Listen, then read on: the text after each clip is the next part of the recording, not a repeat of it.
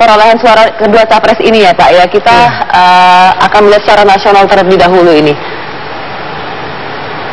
Pemilihan sudah berlangsung. Kita akan tunjukkan kepada pemirsa.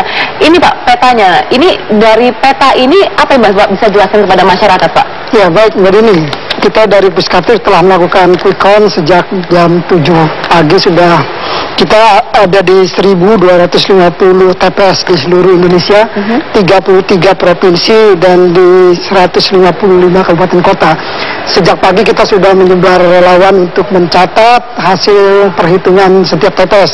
Dan dari hasil perhitungan tersebut, kalau akan digambarkan secara umum, peta-peta seperti ini yang merah adalah daerah-daerah yang diperoleh oleh kubu Jokowi dan JK, dan peta-peta kuning adalah yang diraih oleh kubu Prabowo Hatta. Ini nampak mendominasi wilayah Sumatera ya Pak ya, pasangan nomor 1 ini ya?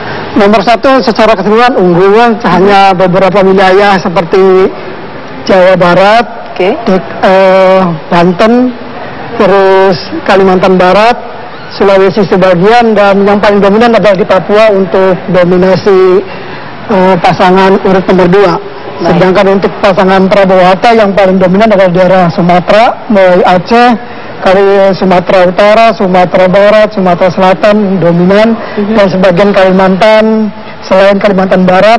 Sedangkan di Pulau Jawa yang paling banyak penduduknya unggul di DKI Jakarta, Jawa Timur, dan Banten. Baik, ini adalah gambaran secara globalnya ya Pak, ini secara nasional begitu. Kita mungkin akan mengajak pemirsa untuk melihat beberapa provinsi yang menarik untuk dilihat secara lebih detail begitu ya Pak ya. Kita maju ke depan Pak.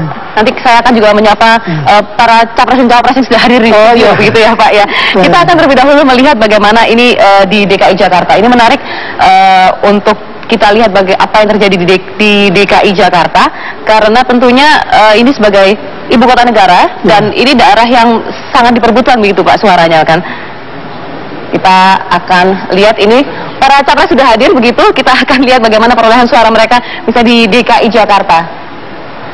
Ya ini Mbak Dini, di Jakarta ini yang unggul tipis untuk Prabowo Hatta karena sebagian dari yang kita survei masih berpendapat. Kita bisa bergeser sedikit supaya lebih kita menemukan banyak pendapat dari masyarakat bahwa Pak Jokowi karena baru 2 gubernur berharap untuk melanjutkan gubernur ketika ini, jadi warga Jakarta ada yang ada sedikit bergeser suaranya dari sebelumnya mendukung Pak Jokowi terus bergeser sedikit ke Pak Prabowo Hatta untuk wilayah Jakarta. 0,06 gitu. Iya, memang ini berimbang sekali gitu, karena kan tim sukses juga di kedua kubu ini sama-sama bagus, sama-sama kuat sehingga masyarakat lebih tersosialisasikan gitu. Hanya menang tipis karena Pak Prabowo dan Hatta dianggap yang mampu menangani persoalan Jakarta yang demikian rumit kan. Baik, maju sedikit Pak, supaya lebih enak dalam menjelaskan. Kita akan melangkah ke Jawa Barat untuk melihat bagaimana kekuatan kedua capres di sana.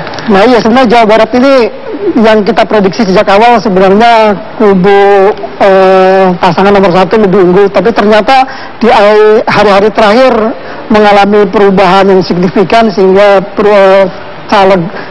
capres nomor 2 ini Pak Jokowi dan Pak Hatta unggul 50,18 mengungguli Pak Prabowo Hatta. Dan memang sebenarnya pertarungan yang sebenarnya ini ada di Jawa Barat karena jumlahnya terbesar se-Indonesia kan gitu. Ada 23 kabupaten kota dengan penduduk. Baik Pak, supaya lebih enak dilihat di layar televisi Pak, bisa sedikit maju lagi Pak kita ke saya ingin tanya bagaimana kemudian karakteristik pemilih di Jawa Barat ini Pak? Ya, di Jawa Barat itu sebenarnya kan masih berharap Pak Jokowi simbol dari Jakarta kan gitu. Jawa Barat ini kan sebenarnya pengen ada perubahan kan gitu, pengen ada perubahan, dan bahkan kalau kita sering tanya ke warga Jawa Barat, kapan sih warga Jawa Barat bisa tampil sebagai capres-cawapres, nah itu yang belum muncul, sehingga Pak Jokowi ini masih dekat dengan Jawa Barat kan. Yang kedua, basis PDI Jawa Barat memang lumayan besar kan gitu, lumayan besar, dominan di seluruh 26 kabupaten kota, ada semua di wilayah tersebut. Oke, baik. Kemudian kita lihat apa yang terjadi di Jawa Timur ya Pak ya, karena kedua capres ini pada saat kampanye mereka sibuk untuk mencari dukungan dari para kiai yang ada di Jawa Timur. Ini kemudian menarik, kita akan melihat bagaimana perolehan suara kedua capres Ya, di Jawa Timur memang menarik. Selain penduduknya padat, yang kedua di Indonesia juga ada pertarungan elit di tim sukses. Pertama, kubunya Pak Prabowo ini kan sudah memasang tim sukses yang memang orang nomor satu di Jawa Timur kan, Pak Profesor Mahfud MD. Yang kedua juga peran Gubernur Jawa Timur sebagai tim sukses juga lumayan bisa mendongkrak banyak untuk suara untuk Prabowo. Dan Jokowi akhirnya dia ketinggalan di angka 41,13 dan Pak Prabowo Hatta 58,87. Tapi padahal pasangan nomor 2 ini didukung oleh PKB ya Pak ya sebetulnya? Ya, PKB itu karena kan ketua tim suksesnya adalah orang PKB juga kan gitu untuk Prabowo ini. Pak Prof Mahfud MD kan juga ketua tim sukses dari Prabowo. Yang kedua ada Ibu Khofifah Indar Parawangsa di sana gitu. Jadi apa namanya?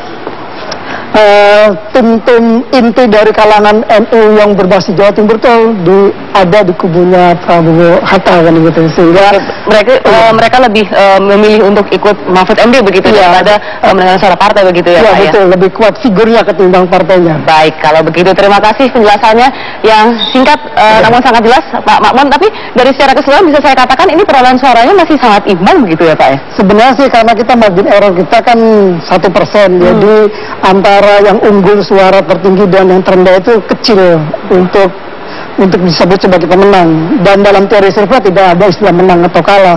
Yang ada adalah suara unggul dan tidak unggul. Baik. Suara terbanyak dan suara yang tidak banyak. Dan tentunya kita masih akan menunggu hasil resmi dari KPU yang akan diumumkan pada tanggal 22 Juli begitu ya Pak. Harusnya masyarakat juga menunggu itu kan. Baik, kalau begitu terima kasih Pak Makmun. Ya, terima kasih Mbak. Dan pemirsa Kabar Petang masih akan kembali nanti bersama rekan saya Sinta Puspitasari dan juga di Philip Manca setelah jeda berikut ini.